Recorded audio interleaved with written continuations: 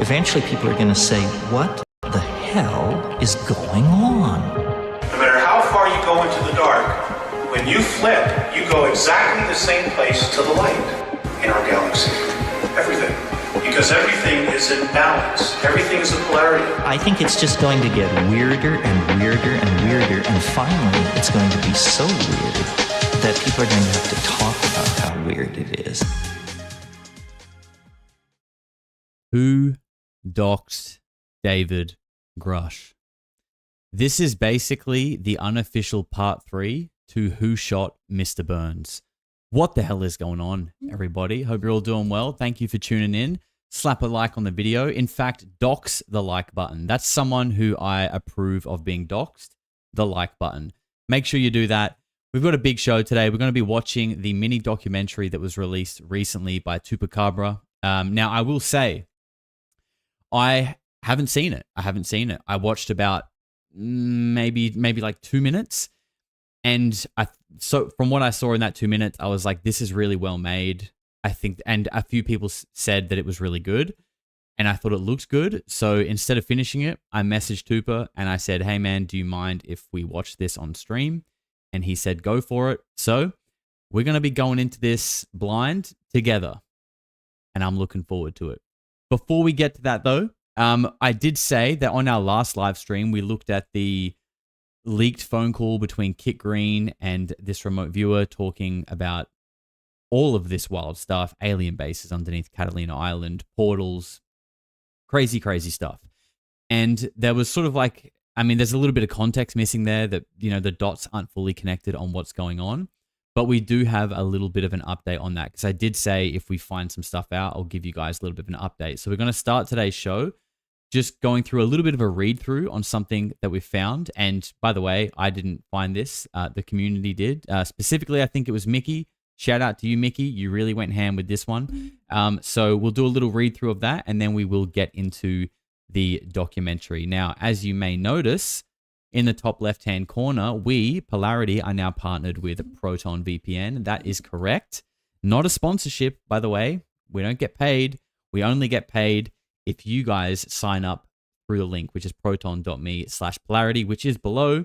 You get 23% off with that link and I get a kickback. And I mean, you know, you can support the channel that way and protect yourself online. And when you're going down these weird rabbit holes, looking into the cult of Baal, okay, and all of this wild shit, you want to be protected, right? It's like your shield when you're on the internet. You're going to need it. So go and check that out down below. Bleak has already put in $2 and Kerry has put in 59 knock. What is knock? I don't know, but thank you. So let's, I could spoil the documentary, by the way, because I think I know, but if I was going to tell you who it was, I mean, that answer is just redacted. Yeah, that's right. I can't tell you, so we're going to have to watch the whole thing. And Kerry is celebrating 1 month as a member and says it's getting weirder. It certainly is. It certainly is. All right, let's pull this up here. So this is what came across to me from Mickey. And this is from the UFOJoe, who is a pretty well-known X account, I guess you could say. And it's basically an article from 2020. So, this stuff is out there. This isn't necessarily new. I'm not breaking this stuff. I'm just reporting on it as I find it. But, the cool thing is it's new to a lot of us. So I think that's exciting. And actually, we should just quickly stop in and say hello to the shiniest girl who hasn't been at work much recently, taking a bit of approved annual leave, but she is back and on the job, ready to work. Okay, so let's take a look at this. This is basically a write-up on the call that we looked at the other day. So Kit Green's most trusted psychic, the disclosure of alien presence will take place this way. Now, I've got a link to this in the description if you want to go and check out the whole thing, but I've just highlighted some little bits to just try and add a little bit of context here, okay? So this is in July 2019. I received an email from an anonymous source who had seen a few of my comments on Reddit in one of the UFO groups. So this is being written from Joe's perspective. So this is Joe speaking at the moment.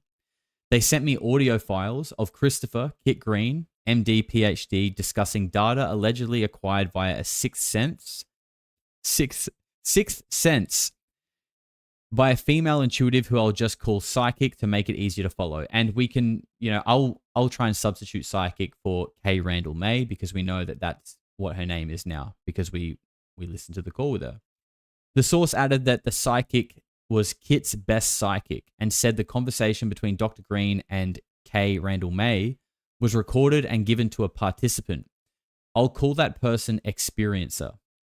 In a study that Dr. Green and Gary Nolan have been conducting on people who have had close encounters with UFOs, now known to many people as UAP. I interviewed Dr. Green not long after receiving these audio files and emails and will publish that interview soon. So somewhere, and I've been busy today, by the way, guys. And I'll tell you what's going on at the end of the stream, but I've been busy and it's exciting. I haven't had time to dig through this, but this is posted in 2020.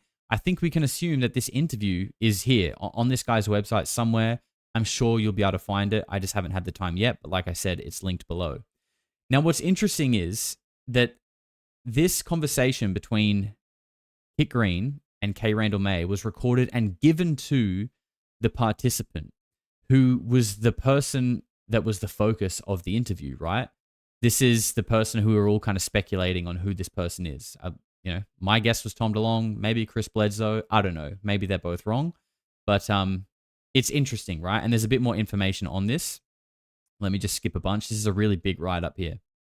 So the following email is from the experiencer. So the following email is from the person that was being remote viewed who is having these experiences. And it was included in the batch of emails sent to Joe. So this is from whoever this person is that they're speaking about. When Kit and I had our first phone conversation, he said to me, I have a file on you that's over 1,000 pages. I thought that was interesting, although not that surprising. My story goes back a long ways. Some little clues here, some little bits to help us put the puzzle together. I'm attaching here a remote viewing target description that I eventually sent to him. It represents one of around 50 unique experiences I've had since late 1989. So far, I've had 5 of them remote viewed. Kit took this one on. He has a gifted clairvoyant who he works with regularly. She remote views exclusively for him, although I don't think she uses the military protocol or a why can't I say that? Derivation of it. There we go. Damn, I'm losing it today. So this is interesting. So the way I read that is like this person isn't using the same kind of protocol that they're using in like Stargate and things like that. Had since 50 unique experiences. So this person is a heavy experiencer since 1989. So, maybe that gives us a rough idea on at least how old this person might be. And Kay Randall May is Kit's best remote viewer. She's a natural. Kit gave me 2 audio files that are recordings of her debriefing him on this target on the phone. So this phone call recording was given to this mysterious person by Kit Green. All Kay Randall May was provided with was a date, a location with map coordinates, and the fact that an event occurred involving a person, and that was it. What she came back with was quite sophisticated considering how little she started with. He was impressed, as was I, actually. And here is the person who we don't know. Here is their personal encounter of the event that Dr. Kit Green had the psychic take a look at. So basically, Kit Green knew all of this before he tasked Kay Randall May with the remote viewing. And I guess that's why in the phone call he sounds quite, shocked and, excited with the positive and corroborating results in the remote viewing session. So this isn't too long. This is the last bit that we're going to read. That's literally it here. But this is whoever this person is explaining to Kit Green the event that happened to them. The event took place in late 1989 after the Thanksgiving holiday of that year. It was my personal experience. It was at night and I was in my car.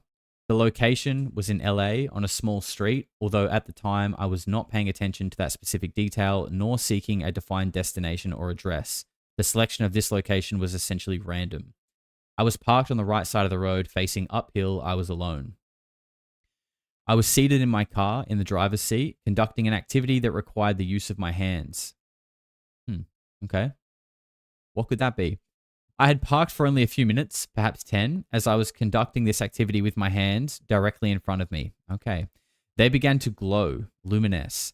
I continued the activity without much interruption, and as I did, so I could see my hands clearly in the dark due to the luminescence of them. Okay, so this person's hands have begun glowing at night. My brain cell says cranking it. And I don't mean my brain cell, although my brain cell did also think that, but my brain cell in the chat. I was seated in my car. Oh, no, we've done that bit. The glowing was approximately 3/16 of an inch. Is that how you read that and say that? That sounds like awfully specific. 3/16 of an inch in depth. Okay, we'll go with it. Or is that a quarter? Is that an odd way to do a quarter? I don't know. Whatever. And was a whitish color. I do not recall any noticeable tint. It was an unambiguous phenomenon. It was a consistent thickness or depth without any thin spots or other irregularities. There was no pulsation. There was no sound associated. It was a uniform glow of equal and consistent luminosity over every square centimeter of my skin that I could see. I did not look into the rearview mirror to see if my face was also affected. I was mentally highly preoccupied at the time. The phenomenon lasted long enough to fully register. It was not a momentary flash. It did not come and go. It was a steady state condition that probably lasted somewhere under a minute, most probably not longer, and gave coordinates. That's it. So, it's not like a close encounter, but it's just, I guess, an anomalous experience. Interestingly, the first thing that I think of when I read this is when I interviewed Mac Mazda, who spoke to me, I believe, about having it was a while ago, but some sort of like Kundalini awakening experience where he was watching his own hands glow as well. I can't really add more to that, but it's just interesting to hear another story with someone having a similar experience.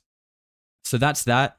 Look, there's a whole lot more to this. Like, we're not even a quarter of the scroll bar in this story.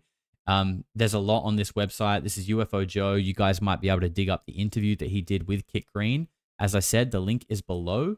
But I think it's time that we get on with the documentary of who shot Mr. Burns, aka who doxed David Grusch. Just quickly though, Salazander says, what time is it in right now in Australia? It's 6:34 a.m. Right now where I am, it is 12:09 at night.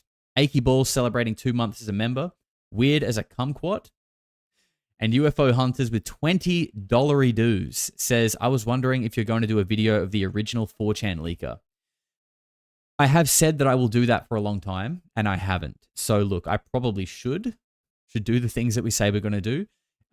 We're just swimming through the swamp of having ADHD and having so many ideas and then having no ideas and just balancing that life.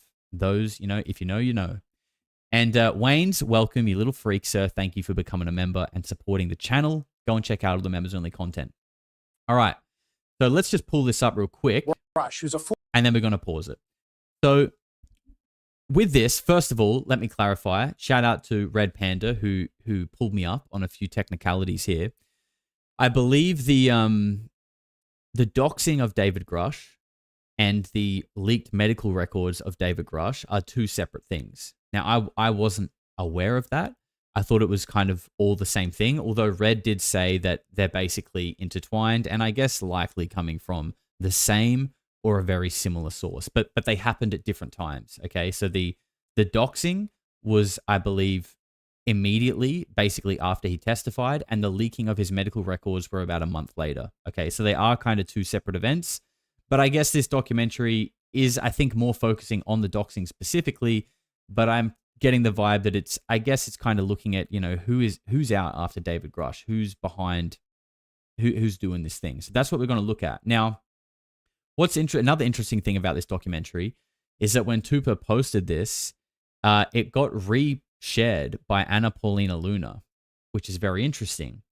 But I believe she later deleted that repost and then kind of made a statement like, I don't know who doxed David Grusch, but they're bad people. She redacted it.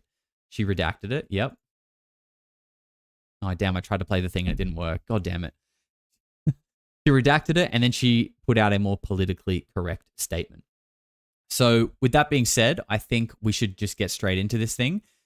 In total, it's about 15 minutes long, a little bit longer, and I have stripped the music from it. So there was a little bit of background music, and it really does add to it. I will say that.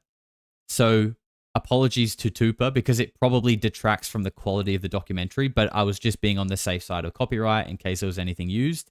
But with the music added, it makes it even more fire than I'm sure it already is going to be. So let's check this out. Redacted. Just kidding. Gotcha.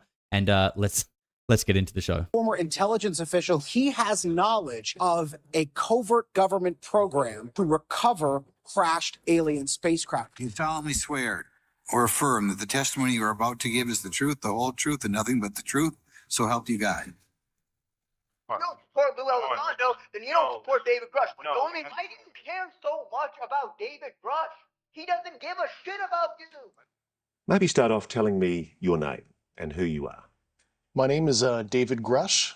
You are one of the most trusted former intelligence officials in the US defense and intelligence establishment. Yes, I was. You were trusted with the most intimate secrets. Yes. When the debrief published David Grusch's claims on June 5th, 2023, it looked like the story had burst open overnight. How are we going for volume? Is it sounding okay? Because obviously with the audio stripped, it's a bit different. It sounds a bit different, but let me know how we're doing for volume. Salazander says, do people celebrate Christmas in Australia? I just learned it would be summer there on December 25th. My sweet little brother, yes, we do celebrate Christmas in Australia, quite heavily, in fact. Yeah, absolutely. We certainly do. Sounds good. Volume is good. All right, let's keep going. But behind the scenes, the rollout wasn't spontaneous.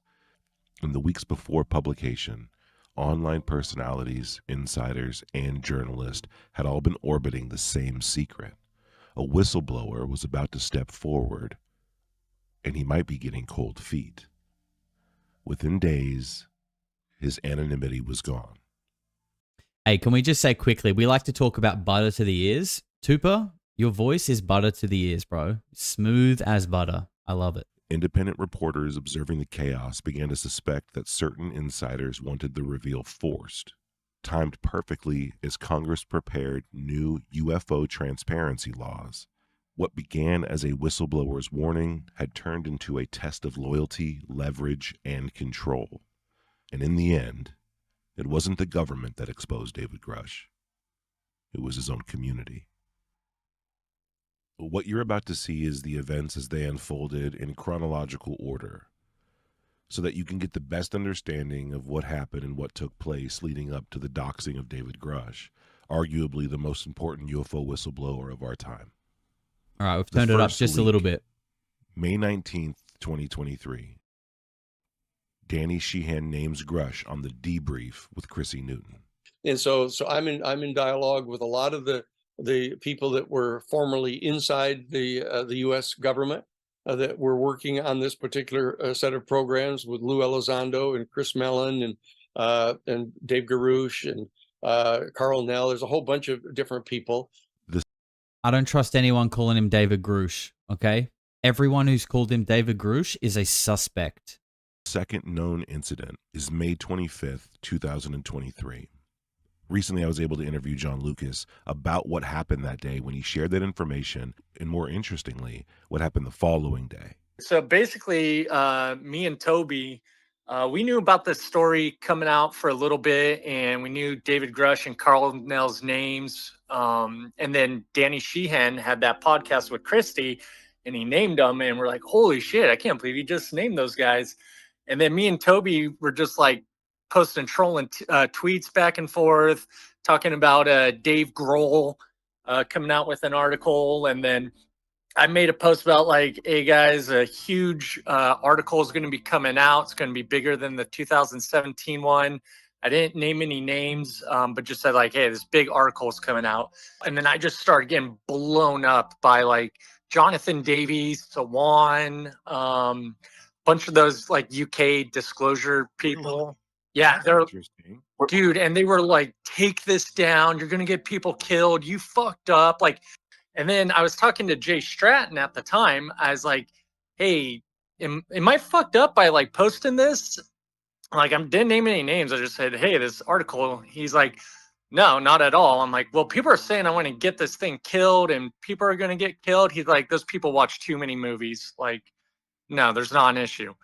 And, but Sawan I had blocked. He was like one of the worst guys, just blowing up my inbox. I'll just say, I've never heard of this Sawan guy. And, you know, I really just use X to either chat shit when I'm bored or post my streams. I don't really like go on there and look on it much.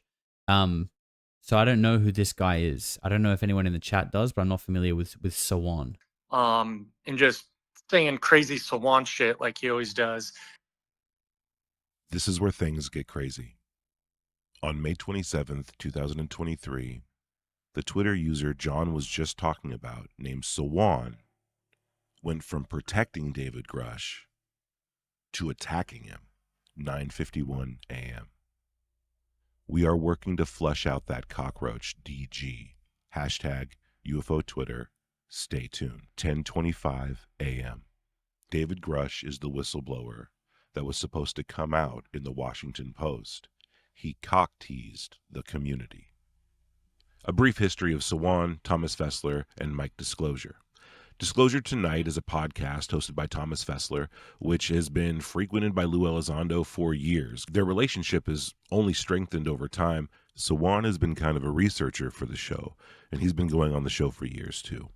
Mike Disclosure didn't really join the show. Bro, this is the guy from Make Love Not Warcraft.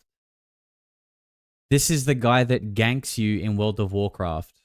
Literally, look it up. Look up Make Love Not Warcraft on Google. This is the guy.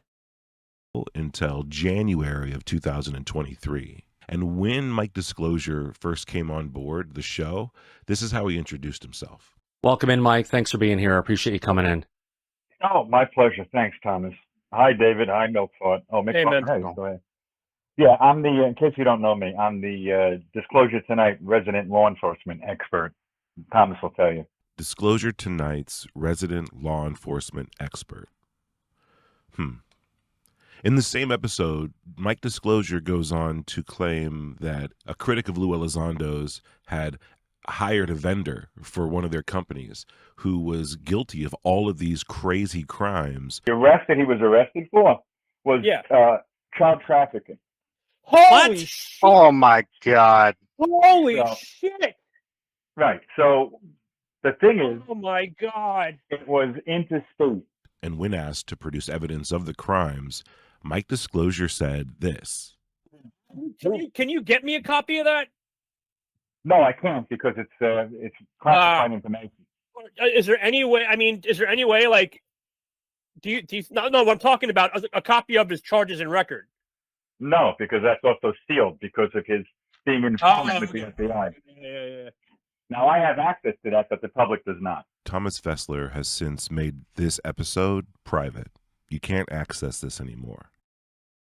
The importance of the relationship between these three individuals will become much more apparent once this question gets asked in November of 2023. The voice. I mean, they kind of look like people. If you told me these three people were behind doing something, potentially illegal on the internet, I would be inclined to believe you. What you're about to hear is Sawan's. I got a question for Swan. Why did you go against Grusch early on before he went public? Someone told you that he was a disinfo agent. Who told you he was a disinfo agent? First of all, then that's why I stopped following Mike, because Mike tried to put me on to I was Grusch because Grusch Not me, Mike.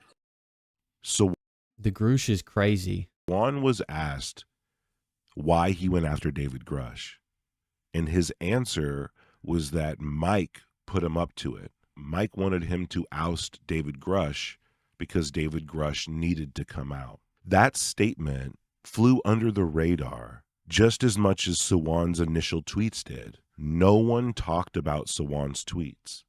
Disclosure Tonight did not mention them. Mike Disclosure did not mention them. Thomas Fessler did not mention them. No one mentioned them until Arthur asked Sawan in that space why he did it.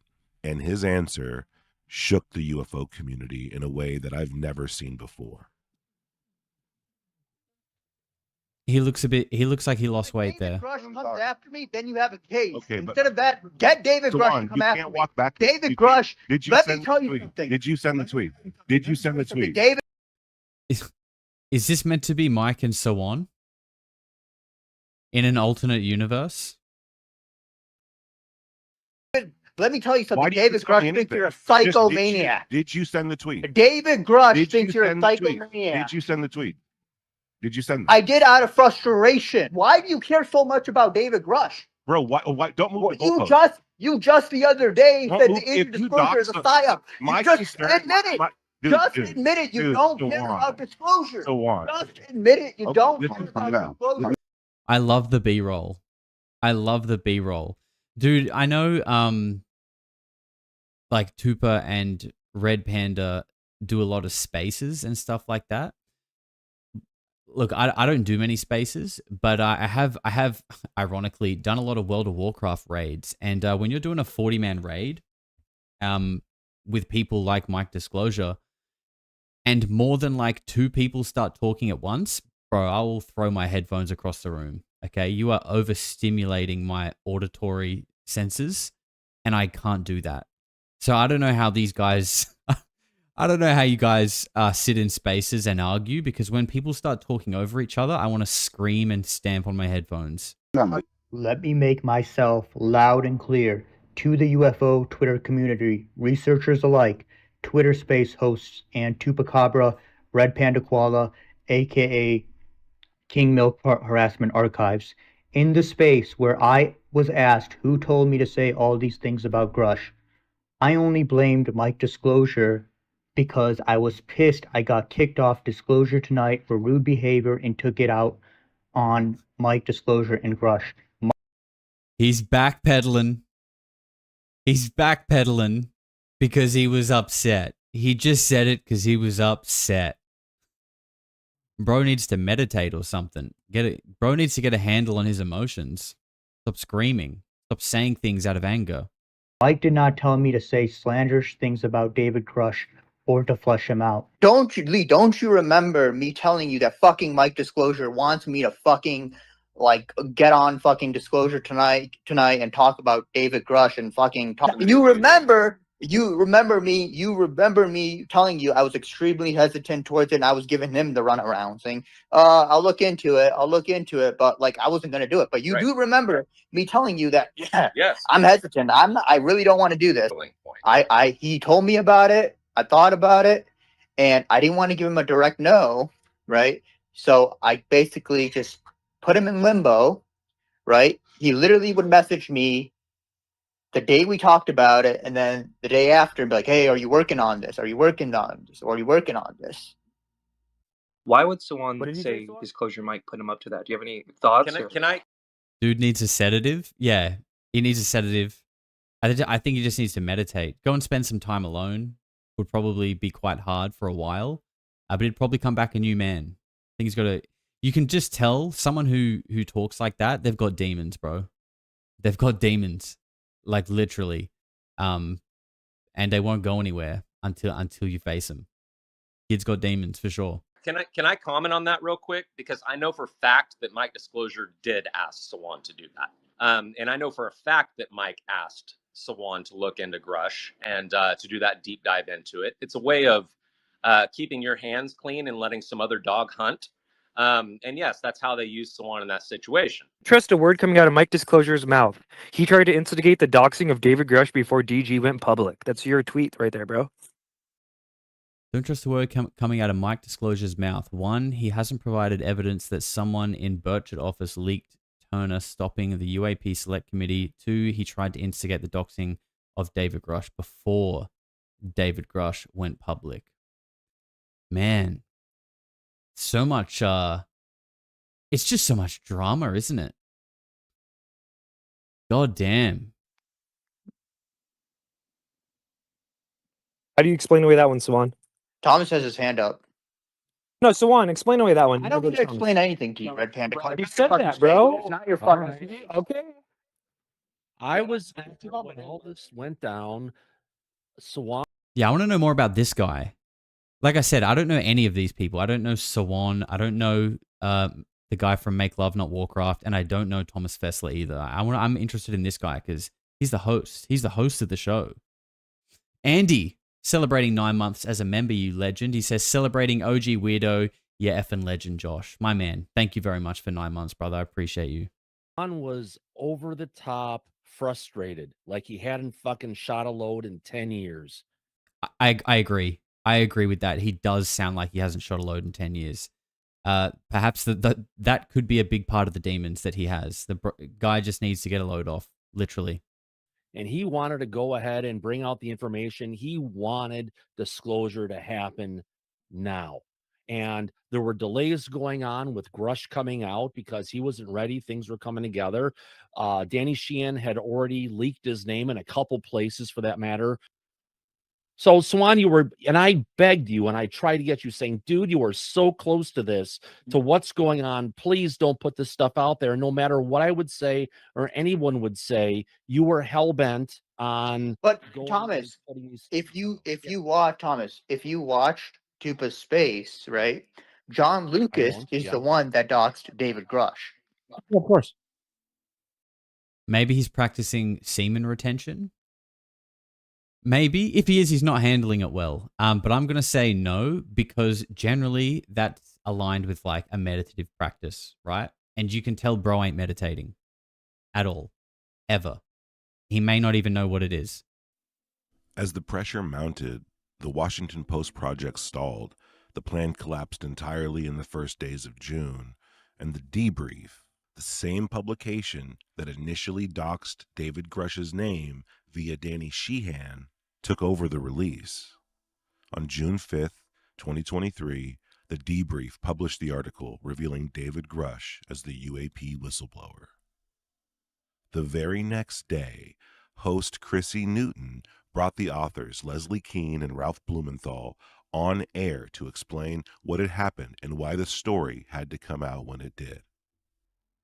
But we know the Washington Post didn't pass on this, so let's clarify that. But let's talk about, why you felt the pressure that you needed to put it out right away, because we see that tons of people are asking that question, and try to clarify and not make a conspiracy theory that, you were pressured to do this, but instead, why did you feel the pressure individually, not by other people, to release this so fast? I don't think we can reveal all the reasons. I mean, it has to do with a lot of placement of various media that's going to be coming after and so on. But the main reason was because there were leaks that were developing. Even Dave's name came out. One of the other people in I think it was actually on an interview you did with Danny Sheehan, actually. And there were just leaks that were building and building and building. And our source, Dave Grusch, was starting to get nervous. He was starting to get strange phone calls. There were, people were making weird comments about FBI raids. And it was just like the tension was just building for him. He'd been waiting for so long that it just got to a point where the leaking process we were worried about, that somebody might go out and try to do a story about him that presented him in a negative light, for instance, or lie about him in the media. I mean, people do all kinds of horrible things. So we just felt this urgency at a certain point. We just had to get it out. There were also hostile actors out in the UFO community who were calling him. And, there's a nasty Twitterverse out there. I don't know if you don't know about it, Ezra, you're lucky, because there's just it's a very contentious arena out there of people who are involved with this topic, and they will sometimes try to cause harm to people like Grusch. And so I think it was a legitimate concern. When things start to leak, you don't even know how this information is getting out. So that's what a weird. Leslie Kane says Grusch correctly, so we can scratch her off the suspect list. Turn of events. Yeah. You want to hear my conspiracy theory, though? I'd love to hear it. Definitely. Yes, we do. All right. So, dude, I don't know if any of this is true, but what it almost kind of felt like to me is that David Grusch had agreed to this article and interview and was getting ready to pull out and didn't want to go to public. And I always thought, I'm like, shit, I wonder if Jay Stratton wanted him to go public and wanted this article to come out. And that's why he gave me the green light to post about it. And I wonder if like him or Elizondo wanted pressure on Grusch to come out, and that's why they used the whole Elizondo Lou crew, like Sawan, to put pressure.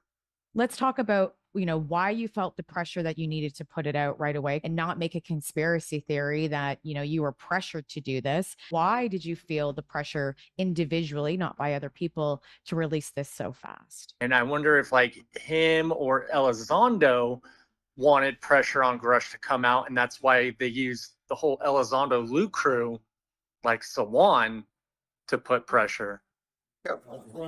Big shout out to Mike at Disclosure. Great having you guys on the team. Appreciate everything you do. God bless.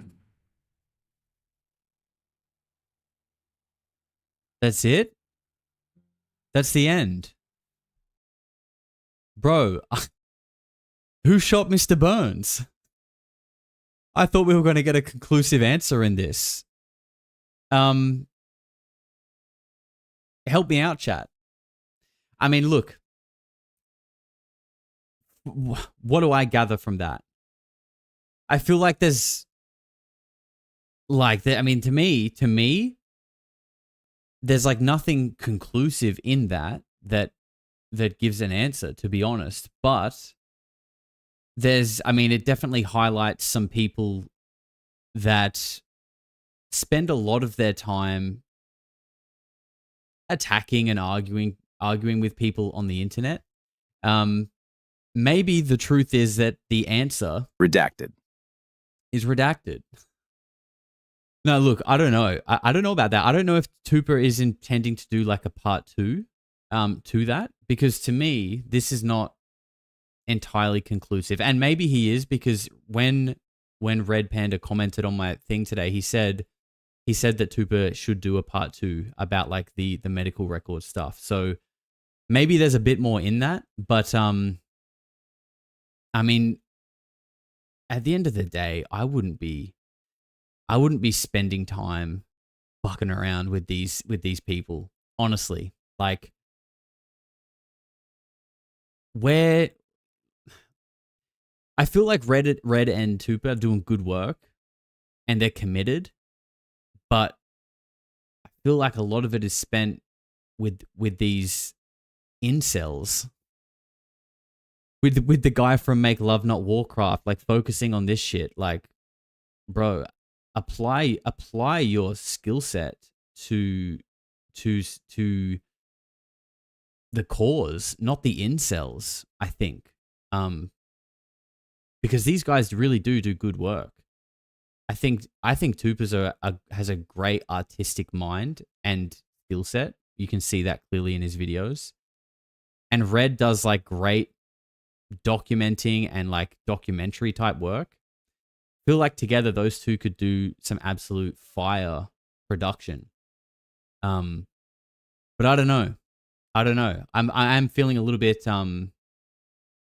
I thought I was going to get a bit of a clearer answer at the end of that, but we didn't. But I mean, I guess the documentary alludes to the idea that it's those 3 people, perhaps judging by that end clip, perhaps in conjunction with Lou Elizondo at the same time. I don't know. What do you guys think? What did you guys get from that? Ignore the water muddiers. Yeah, I think, and that's the thing, where you place your attention becomes your reality. And you can only, your scope of attention is only this big. Reality is bigger than you can imagine. So, if you decide to put your scope on some incels, well, your whole life's going to be talking about incels and the dude from Make Love Not Warcraft. Sandy says, honestly, I got not a lot. Yeah, okay. So it's not just me. A lot of people are feeling a little bit inconclusive from that. Who knows? Hopefully they do a follow-up. Maybe I'll hear from them after this and get a few more details that I can share with you guys. But, I mean, at the end of the day, look, I will say this about David Grusch. I think David Grusch is, if I had to pick one single whistleblower out of all of the whistleblowers that we've had that feels like they are legit and authentic, it's certainly not this guy. It would be David Grusch. And I'm saying that over Matthew Brown. I'm saying that over Dylan Borland. Not that I don't think that they're authentic, but like to me, from everything that we've heard, like, I mean, David Grusch got a gun pulled on him. David Grusch got a gun pulled on him recently, like coming into Congress. So, you know, there's that. And also the fact that like where Matthew Brown testified, well, not testified, but spoke on Weaponized, he said that just saying his name was basically like instant dismissal. And that in the Immaculate Constellation documents was a photo of Lou Elizondo. I don't know, you know, like what's the difference there? Talk about one guy get fired, other guy has his face plastered in classified documents. I don't know. Bit weird to me.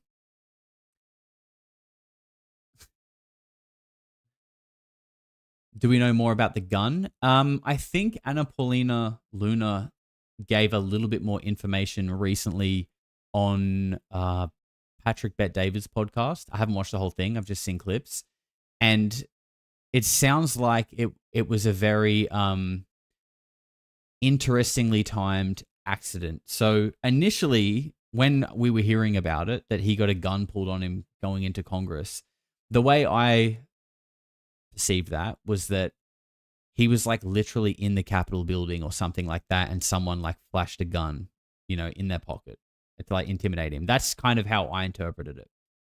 By the way Anna spoke about it recently, it sounded more like maybe he was driving into the parking lot or the compound or wherever this stuff happens, and like just as he was coming in, maybe someone like tried to carjack him or pulled a gun on him while he was driving past or something like that, like just as he was going in.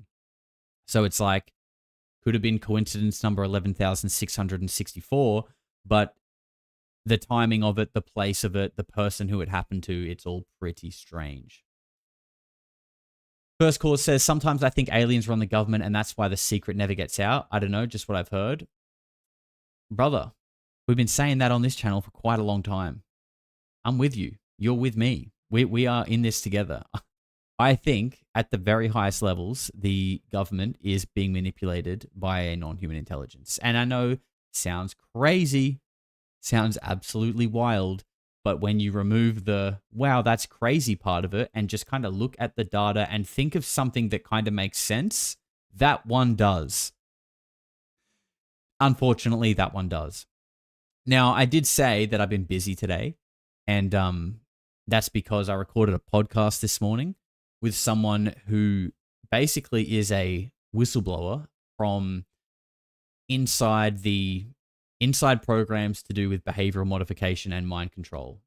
This person was a victim of it themselves and was being, I guess, trained up to then work in the program and run the operations themselves, and then had some things happen to them that kind of made them flip.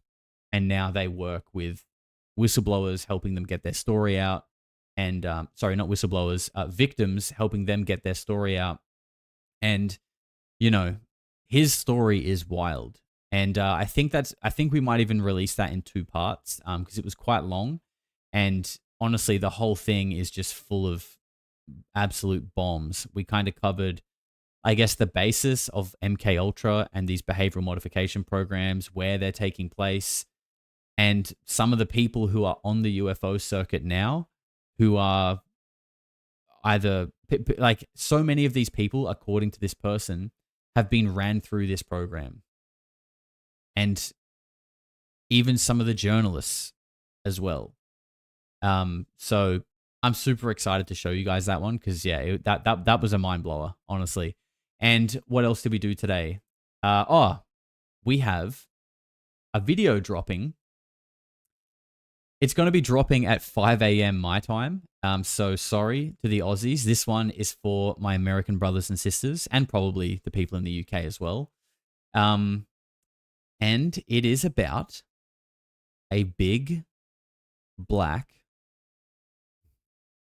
UFO that might be buried in the desert. That's all I'm going to say. And I may have added in the fact that it was black. That is unconfirmed.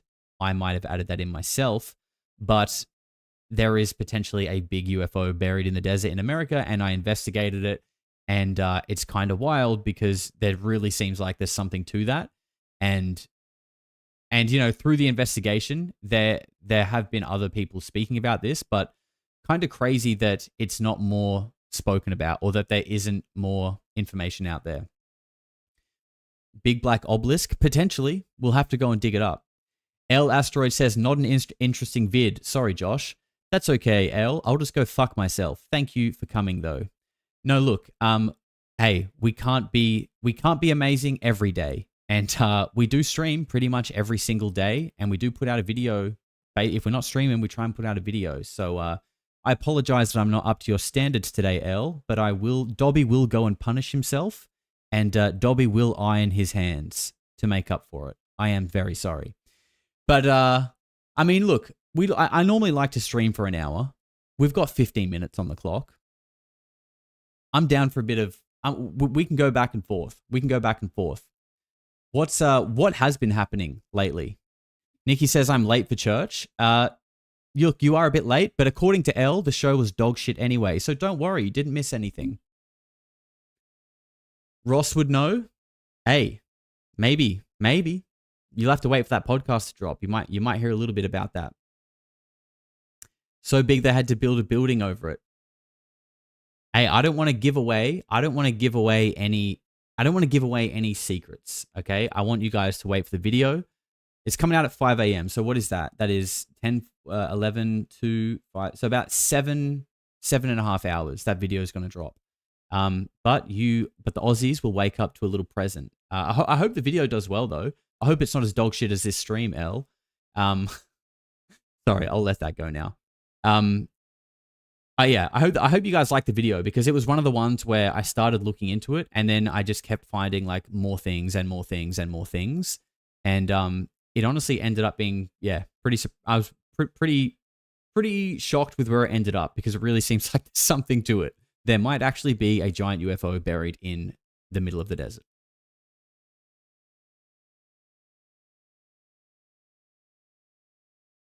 Think there is any connection with the US jet and helicopter crashes recently? Oh, man. I mean, I feel like that's kind of cooled off, but when that was happening, when we were getting like a plane crash and a helicopter crash like every other day, I mean, we talked about it on the channel at the time, and I was saying, this is weird. Like, we just had 5 planes crash in 3 days. Then a helicopter broke into pieces in the middle of the air, all in like a month. And like all the NPCs are just like, yeah, planes crash all the time. This is fine. No, it's not. And no, they don't, actually. Like, I just don't get how people don't think that that's weird. Hey, I've got something. You know what we can talk about? Candace Owens. Candace Owens talking about how, okay, so, I mean, she's been saying some shit. She's been saying some shit recently. And a lot of people are like calling her out for it, right? Saying that Candace Owens has gone off the rails. She's off the rails. And you know,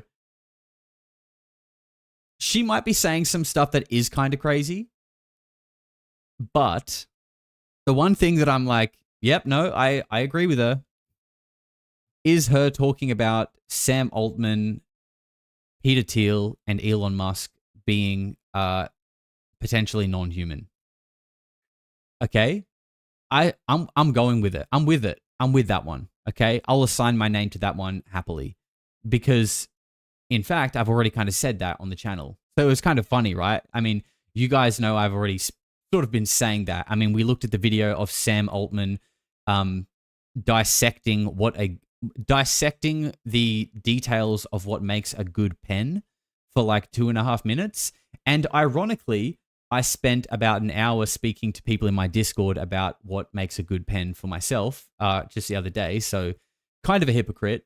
But so that's Sam Altman. Then you've got Elon Musk, who, you know, when him and Trump had their like little summer fling, I mean, how many videos did Elon Musk appear just sort of like in the background of, and like bro was like rolling?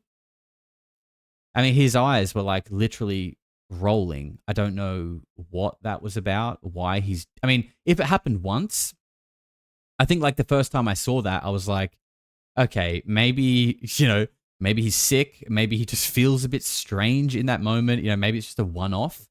But no, there was like another 7 times that he looked like he was basically overdosing on ketamine or something like that in the background.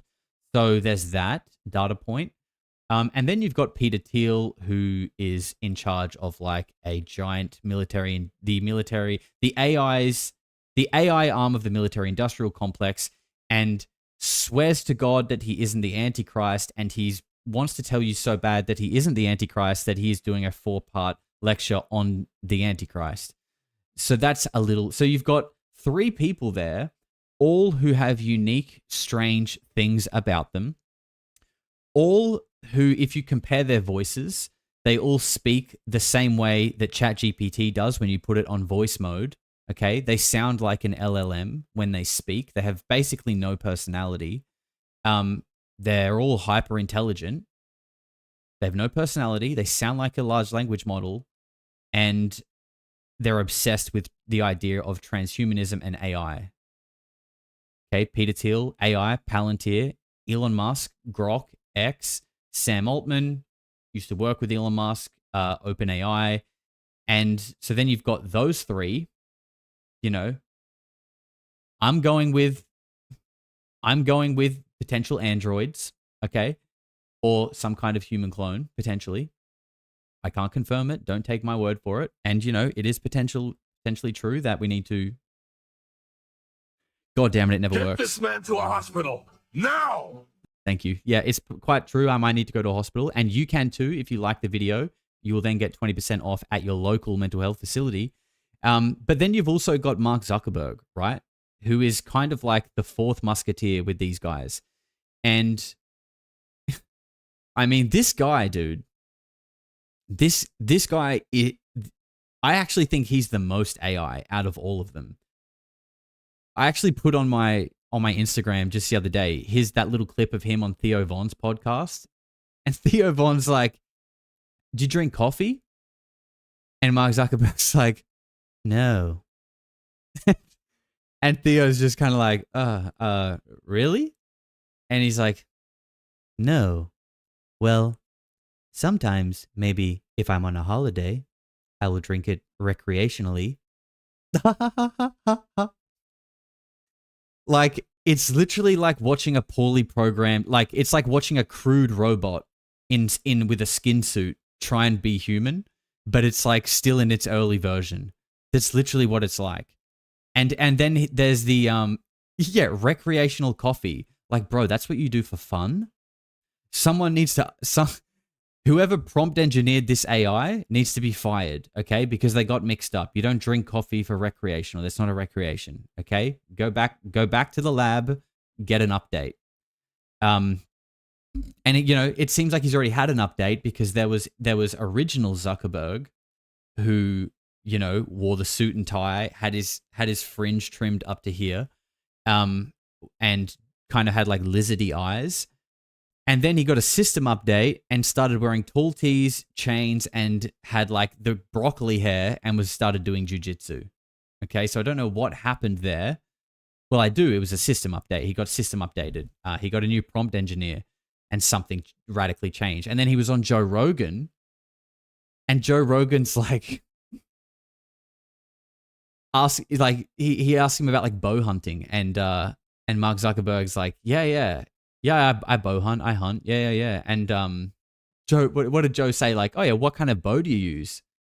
And then he started doing like the Peter Thiel, where he's like, well, the funny thing about my bow is,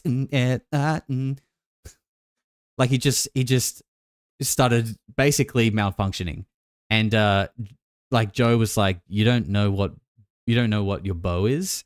And he's like, my friend does it for me. Like, bro, you are an android, okay? You're an android in a skin suit, and I'm not having it anymore. I'm sick of it. So the long-winded spiel of that is I agree with Candace Owens that I think at the very least, okay, it should be on the table that these guys are potentially cyborgs. I know I'm laughing, but I'm not laughing because I'm joking. I'm laughing because I'm serious. And it's just wild that I'm saying that, but I actually mean it. Because think about it. These guys are obsessed with AI, transhumanism, and all this shit. They're all sort of like a similar age, you know, within maybe like a decade-ish. And if you go back to like the early 2000s, this is when apparently there is like the very first mention of human cloning being successful, okay? Like 2002 or something like that. What's to say someone wasn't cloned around then and given like an AI chip that was their personality? And now they've kind of grown and they've just been programmed through life. And that's why all four of those dudes are hyper intelligent, because they're hybrids.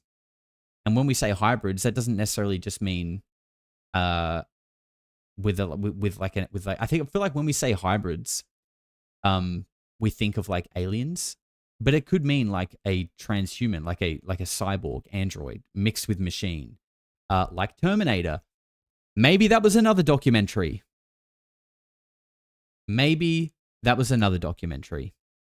Ash Kitch says, wouldn't you have given yourself a better personality though? Well, I don't think that's the thing. They're not in charge. They're just the bots.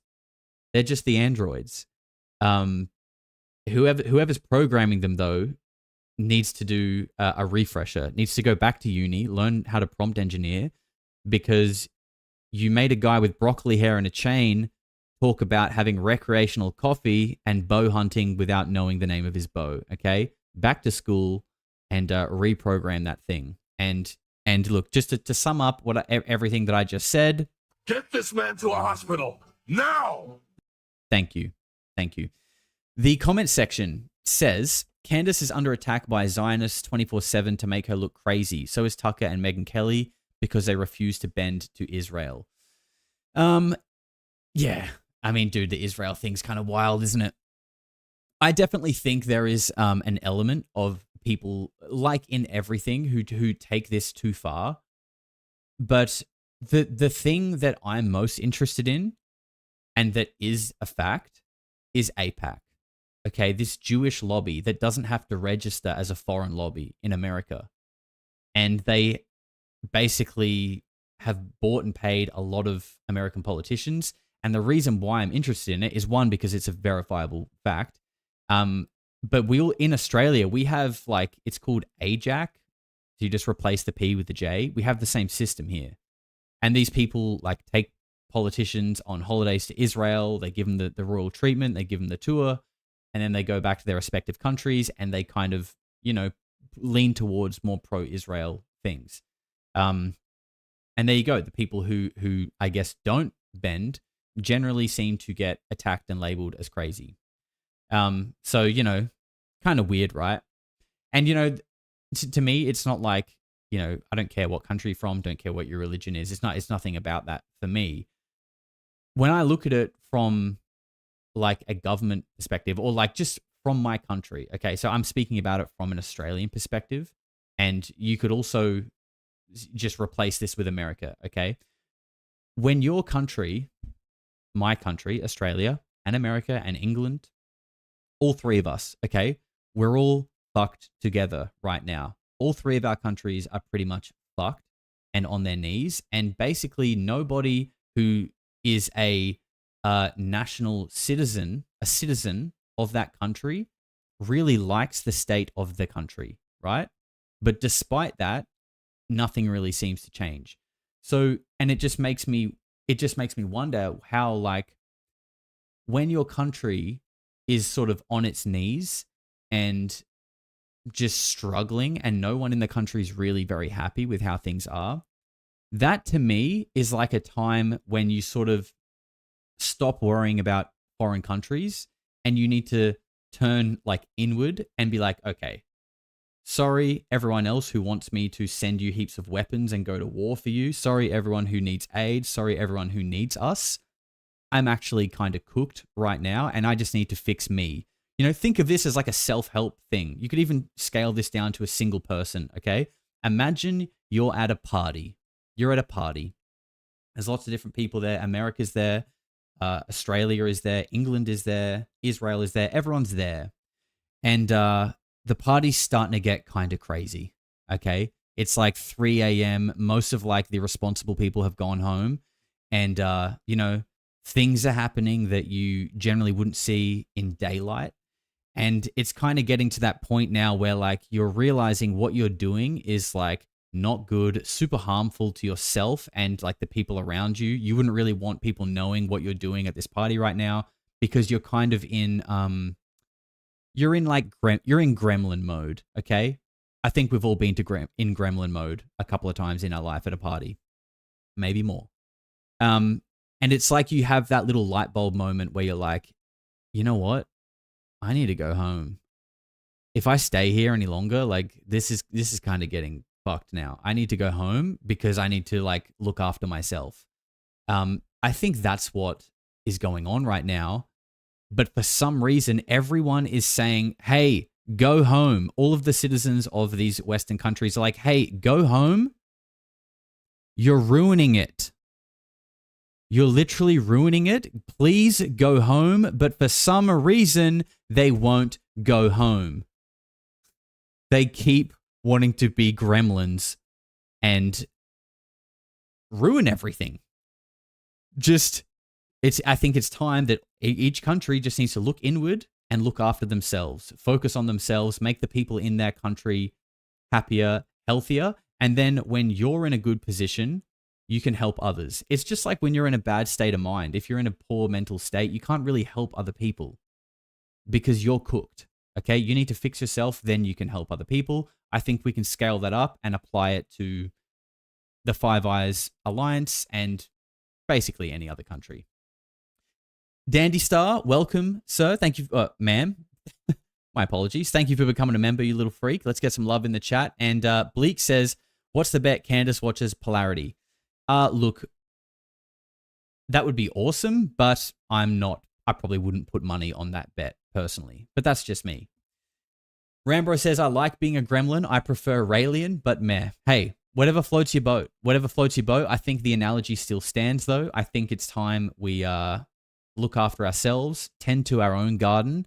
And if people want to go wage war and do wild shit like that, good luck. Good luck to you. My backyard is overgrown with weeds and I need to go and take care of it. So have fun with that.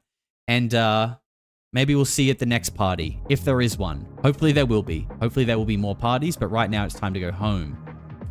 For me as well, I think, because we definitely need to get this man to a hospital now. For the last time. Guys, thank you. Hope you enjoyed the stream. I know you did an L. I'll try to do better next time. Like the video. You'll get 20% off at your mental health facility. Check out the link below, proton.me/polarity. Be good, be kind, touch some grass, and I'll see you all next time. Take care. Eventually people are going to say, what the hell is going on? No matter how far you go into the dark, when you flip, you go exactly the same place to the light in our galaxy. Everything. Because everything is in balance. Everything is a polarity. I think it's just going to get weirder and weirder and weirder, and finally it's going to be so weird that people are going to have to talk about how weird it is.